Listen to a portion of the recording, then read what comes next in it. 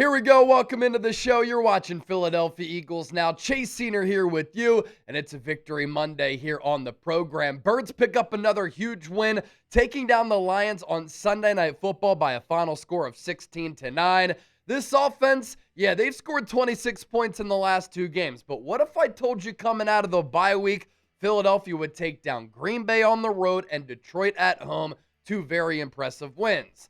And you know it's a tradition here on this show, and you know the drill. It's a Victory Monday here on Eagles Now, so hit that thumbs up icon, like the video if you're pumped up about another dub, and of course, go Birds. Now, we do begin with some breaking news on this Monday morning. Lane Johnson has a Liz Frank injury in his left foot. He is expected to now miss the next 4 to 6 weeks. Ian Rappaport with the report moments ago. Lane Johnson, one of the game's best, suffered that Liz Frank sprain on Sunday, according to him and Mike Garafolo. He's now out the next 4 to 6 weeks because of the foot injury, but will seek a second opinion and more tests.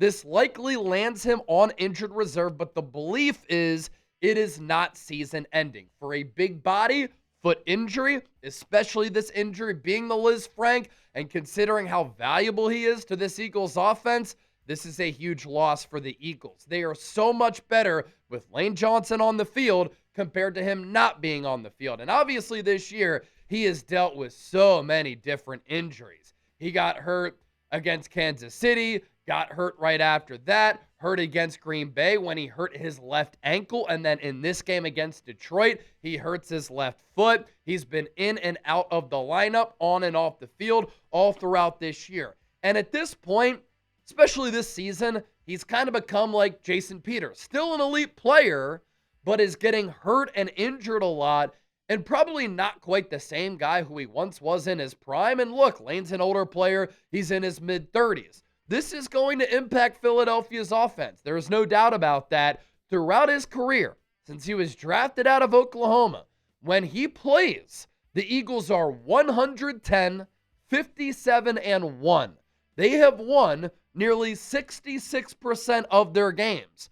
Without Lane Johnson, this includes injuries and the PED suspension many years ago, the Eagles are 15 and 23. The winning percentage goes from just shy of 66% to just under 40%, and they've won around 39% of their games without Lane Johnson in the lineup. Now, the PFF numbers have not been updated, but Lane did go out early against Detroit, and so they're not going to be that much different.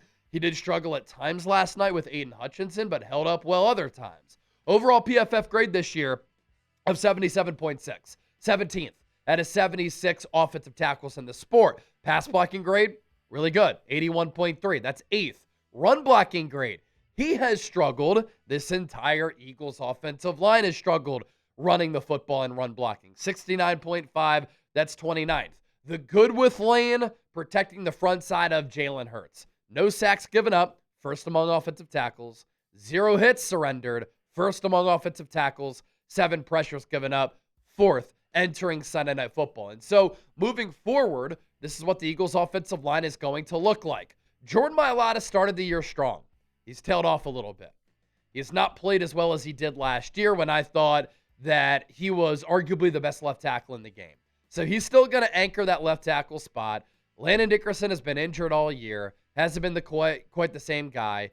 Cam Jurgens returned last night after missing 2 games and got hurt again. And so Brett Touth, who filled in nicely in those 2 games that Jurgens missed, ended up finishing that game last night. Jurgens hasn't been the same guy all year coming off that back surgery. Tyler Steen has been good in pass protection, not as good as Mekhi Becton as a mauler in the ground game. And now Fred Johnson will become the right tackle in replacing Lane Johnson. And this is why the Fred Johnson trade was so valuable. This is why Howie Roseman is so smart and the best general manager. Did the Eagles need to trade for a backup offensive tackle? They didn't need to, but they did because Howie really values depth. And he always wants, especially along the offensive line, multiple bodies there because he understands it's such an important position and positional group. And an injury, if you don't have depth, can really make your season go sideways. The Eagles have utilized Fred Johnson in the jumbo package as that 6th offensive lineman. With Lane Johnson getting hurt all season long, he stepped in, and he's played pretty nicely at that right tackle spot. He can also play left tackle. Last year, he shut down Trey Hendrickson on the road against the Cincinnati Bengals. And so he's a very serviceable, starting caliber, plug-and-play, backup offensive tackle. Collectively, the Eagles' offensive line has not played well this year, and they have been banged up. And that's led to Saquon Barkley not having as good of a season. It's led to the pass game also struggling. And I think that Jordan Mailata made a really fair point with how much the Eagles ran it last year. His recovery, Mailata's this offseason, took longer. And I think we've seen an Eagles offensive line that when you think about it and you hear the names, elite name value. And you think that they should be the best unit in the NFL. They've been far from that. They've been middle of the pack, average to bad all year long. And I think it's because they're feeling the wear and tear from last year. Without Lane Johnson, they're going to have to step their games up. And it's going to impact this offense. Hopefully not too negatively. Quick reminder before we continue to push forward on today's show, don't forget to hit that subscribe button when breaking news happens. You know I always have you covered. And we're giving you fantastic, in-depth analysis of the Birds like we're about to do right now. We're approaching 138,000 subscribers, surpassed 137K last night. Join the movement, hit that sub button, and lock us in. As far as my Eagles, Lions takeaways. Takeaway number one, holy cow. This Philadelphia Eagles defense is special. And this is a Super Bowl caliber unit. The Eagles last night holding that high-octane Lions offense to 3 of 13 on third down and 0 of 5 on fourth down. That is a combined 3 for 18 on money downs for Detroit last night. The Eagles defense also had 10 passes defended, in addition to 7 quarterback hits and 2 sacks. How about the job of Jordan Davis and Jalen Carter to bat passes down at the line of scrimmage, and what the second and third level of the Eagles defense was able to do. And Amon-Ra St. Brown, who I had told you in the preview, will be lined up against Quinyon Mitchell. He'll be lined up against Cooper DeJean. He got shut down. He had 2 catches on 12 targets. What we saw on Sunday Night Football, what the entire nation saw, was a defensive masterclass from Vic Fangio's team. And this defense is really trending in a great direction. I have been saying for years, please, please, please, give me the California kid Jared Goff at the Link in January.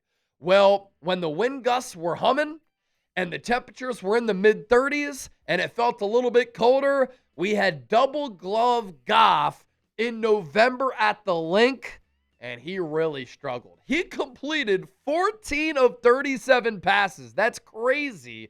For 255 yards, a touchdown and a pick. His quarterback rating, 60.1.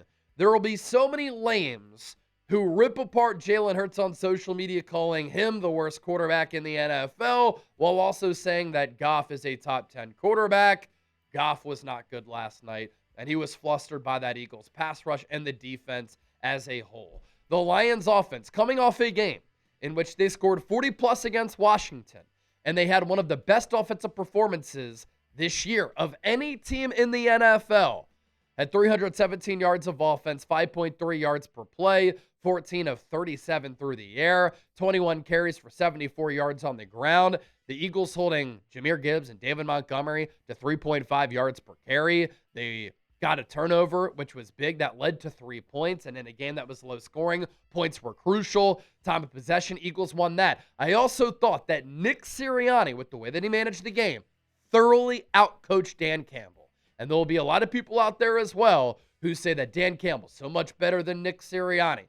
Nick Sirianni managed the game and outcoached Dan Campbell last night. And I want to bring up this point because I think it's completely reasonable to say this. I think it's fair to say that with the way that this Eagles defense is playing right now, they're better than the 2024 defense, which last year was a top unit in football and won a Super Bowl. Why? They're deeper, and I think they're more talented. Jaelan Phillips is playing out of his mind. What a move by Howie Roseman. He's helped replace what Josh Sweat gave you and what you lost with him going to Arizona. Moro Ojomo, as I said before the year, is playing better this season than Milton Williams did last year.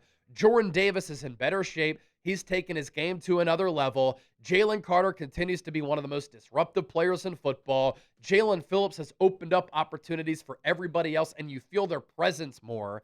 This Eagles linebacking core might be the best linebacking core in football, with Nakobe Dean, Zach Bond, and Jahad Campbell. Quinyon Mitchell and Cooper DeJean are playing great. They're more seasoned in year two. They're both playing at an all-pro level. Props to Adoree Jackson. He's really improved over the last couple of weeks. Hasn't given up more than 40 receiving yards in a game since week one. The safety play with Drew Makuba and Reed Blankenship is good. And so I think this Eagles defense is better than they were last year. What's crazy, too, this is one of the youngest and cheapest defenses in the NFL, and this core has an opportunity to be together for a long while. Now, of course, it's going to change from a financial standpoint. Reed Blankenship, a free agent after the year. Nakobe Dean, a free agent after the year. Jalen Carter, contract extension eligible. So, too, is Jordan Davis. You probably want to keep Nolan Smith around. He's extension eligible. We'll see what happens with Quinyon Mitchell and Cooper DeJean. And so you're not going to be able to pay all of them, unfortunately. You're going to have to draft and develop. But that's the beauty of what the Eagles are doing right now. Fletcher Cox retires. You have Jordan Davis and Jalen Carter waiting in the wings. Milton Williams gets a bag. You have Moro Ojomo ready to step in. That's just great roster construction by Howie and great player development by this coaching staff. Eagles-Lions takeaway number 2. It's driving me crazy. It's driving everybody crazy. I hang my head because it's very frustrating. This Eagles offense stinks. It's really hard to watch. And if the Eagles win a Super Bowl, it might be replicating what the Ravens did when Trent Dilfer was their quarterback and they had that mean defense in the early 2000s and they stopped the New York Giants. This Eagles offense in back-to-back weeks coming out of the bye week has been listless. They've scored 26 combined points the last 2 weeks. Now, they've played good defenses, but with all this talent, they need to play better. 272 yards of offense last night, 3.9 yards per play. Hurts 14 of 28 through the air. They did run for 148 yards, but man, they were hard-earned. Didn't turn it over. That's been a key all year.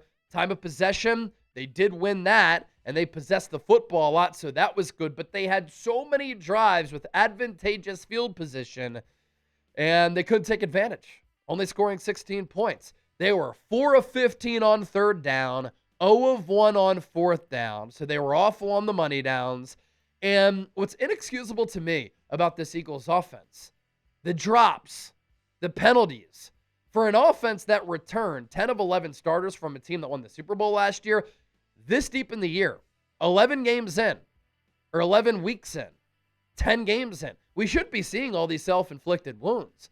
All of these bad penalties, all of these breakdowns, all of these missed assignments, a lack of discipline, 9 penalties for 78 yards. We're dropping passes. We're giving up on routes like A.J. Brown. And what drives me nuts is the lack of play calling feel from Kevin Patullo, the lack of play calling sequencing from Kevin Patullo. Bad offensive line play with the unit that should be playing a lot better.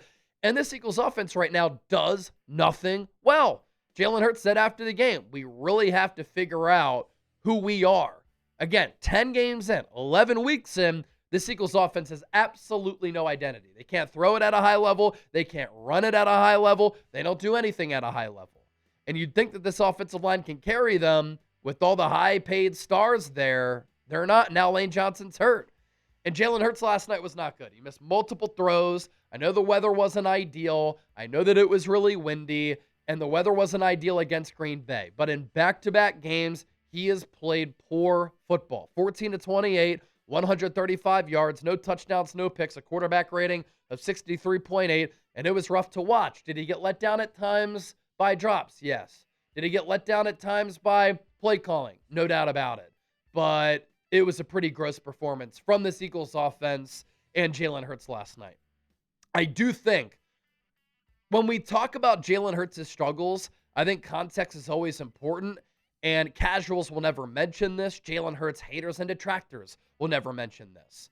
But the fact that Jalen Hurts, going back to his time in Alabama, has not had any continuity, any semblance of it at offensive coordinator, it's hurt him. And a lot of quarterbacks would sink. A lot of quarterbacks would struggle when this is the case.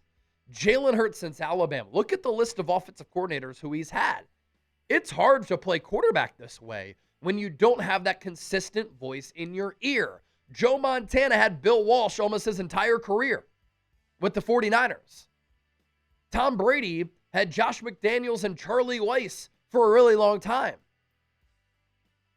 Patrick Mahomes has had Andy Reid his entire career. Jalen Hurts has not had the luxury of having a consistent play caller and offensive coordinator, and I think that's why you see so many up and down performances from him, where sometimes he plays great and sometimes he struggles. And he's such a hot and cold player. But there's been no continuity at offensive coordinator for him. Lane Kiffin was his OC in 2016, Brian Daboll in 2017, Mike Locksley in 2018, Lincoln Riley in 2019, Doug Peterson in 2020, Nick Sirianni and Shane Steichen in 2021, Shane Steichen in 2022, Brian Johnson in 2023, Kellen Moore in 2024, and Kevin Patullo in 2025. Hurts entered the league in 2020. Look at all the play callers who he's had. There's been a different play caller every year. So you want to talk about the Eagles offense struggling and the quarterback struggling. I think that's a big reason why. So much more to get to here coming up just around the corner. A lot of you who watch this show know me as a guy who loves talking Eagles football. That's true. I've wanted to talk about this team and cover them since I was 5 years old. But outside of work, when I'm not in front of a camera, on a microphone, I really love woodworking. I really like hard jobs. Growing up, my favorite job was working at Hershey's Mill Golf Course, cutting greens, fairways, approaches, and tee boxes. And when I was working at a golf course, I wish I had some Brunt work boots. I do now, and it has been a game changer.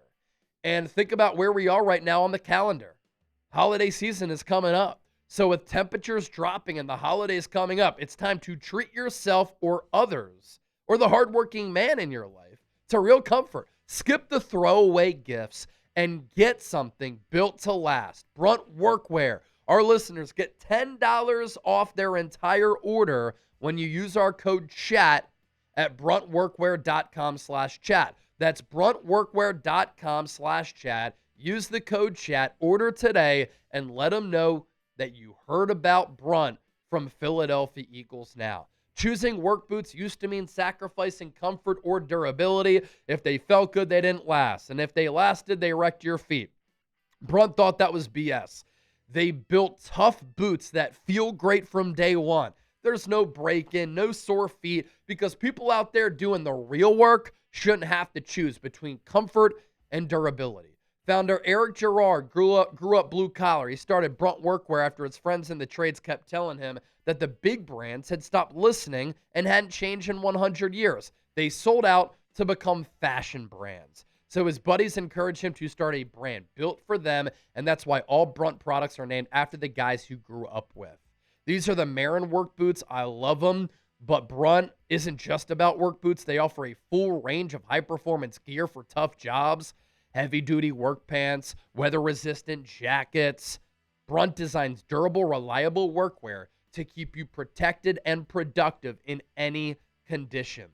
A lot of different styles with the work boots as well. Again, get $10 off. Use our code CHAT, bruntworkwear.com/chat. Holiday season is coming up. Get yourself something or somebody who you care about something, and something that's built to last.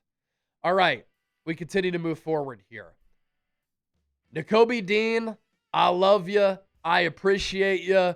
What you've been able to do coming back so quickly from that patellar tendon injury really is incredible. And against the Detroit Lions, he dominated. Nakobe Dean has been playing like a heat-seeking missile as a blitzer against the run and in pass protection.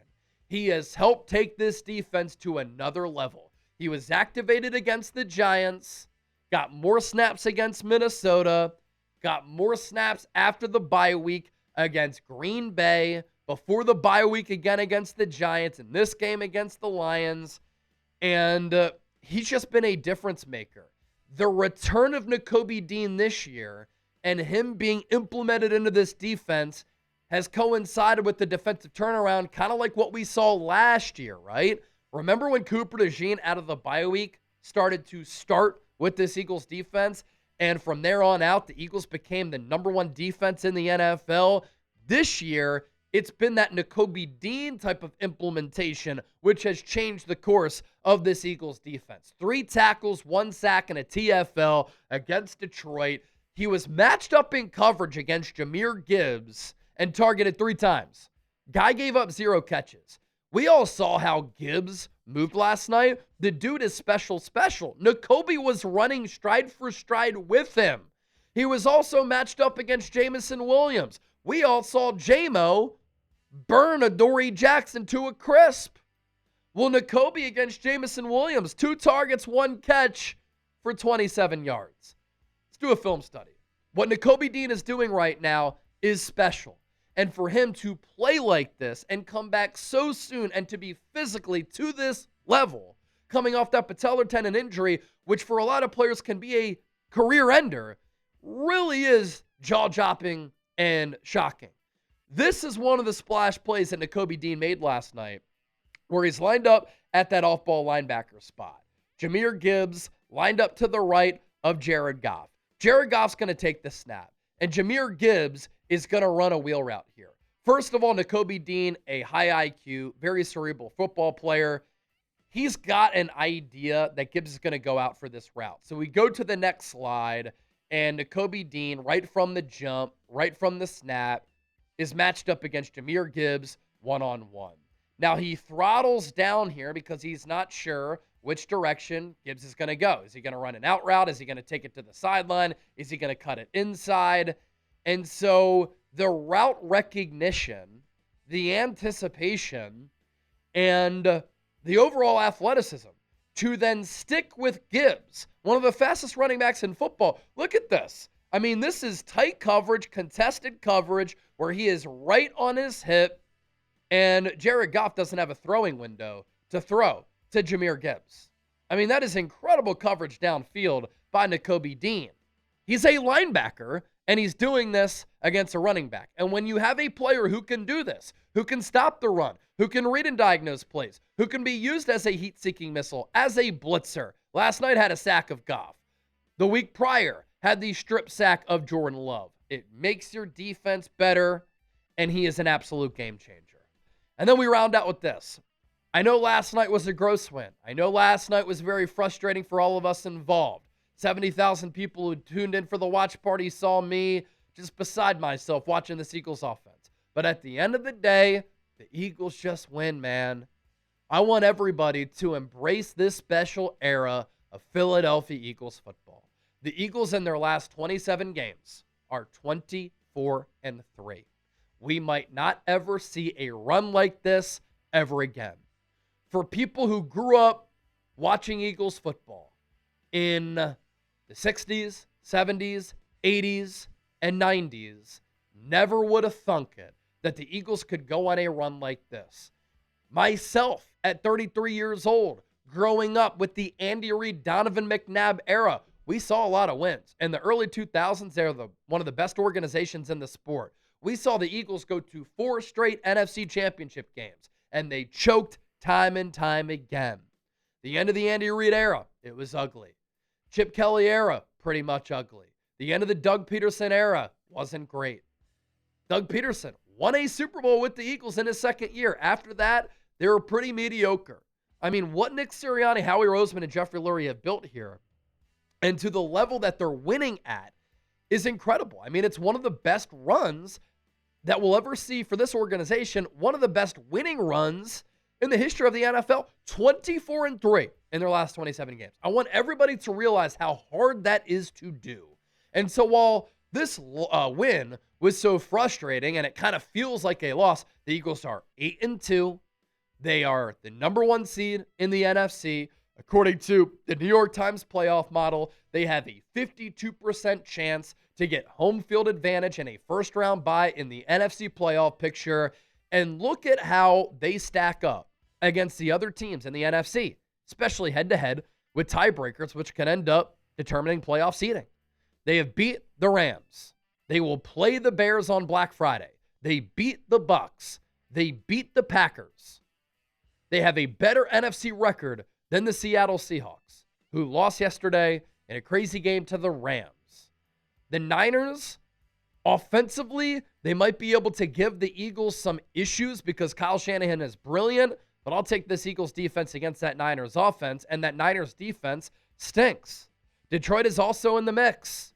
The Eagles beat the Lions as well. So they are sitting really pretty right now. And I thought Nick Sirianni put it well after the game. He said, I'd like to win every game by 30 points. I don't think that's the reality of the NFL. It's not. Ladies and gentlemen, a majority of games are decided by one score or less. I think we take a lot of pride in just winning, period. That's all this thing's about, right? I've been on the other side where you lose and you're sick about it. That doesn't mean that you don't go to work like a madman the next day and try to fix everything that made it not a big 2-score win or 3-score win. I think the answer really is that we take pride in winning. I think our guys have this knack of knowing. As I watch football today, I feel like I saw a lot of teams waiting to lose. Our teams waiting to win because they know how to win. There's something to be said for knowing how to win and knowing how to figure out ways to win. And that's what the Eagles do. They figure out ways to win. And in big games, they win them. They suffocate teams throughout the course of a 60-minute ball game. And oftentimes it's them making the clutch play. And it's forcing other teams into mistakes. And so you look at the Eagles' remaining schedule. 8-2. Cowboys play tonight against the Las Vegas Raiders. I think the Cowboys are going to win that game. Going into Jerry World, I think it's going to be a close game. You should be able to win it. But you've gone 2-0 against the Packers and the Lions coming out of the bye. So you have the Cowboys here. You have the Bears on Black Friday. That's going to be a huge game for both teams in the NFC. You go on the road to play the Chargers, and you play the Raiders. I think the Eagles are going to be favored in all of these games. And then you have the Commanders twice in 3 weeks.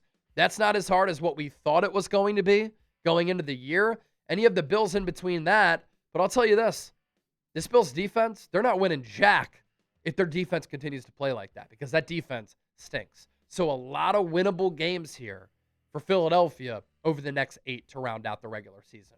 Let's do a Real One roll call. If you're still hanging out here on the show, type Real One down below. Don't forget to subscribe. And you already know, I'll be back with another show a little bit later today.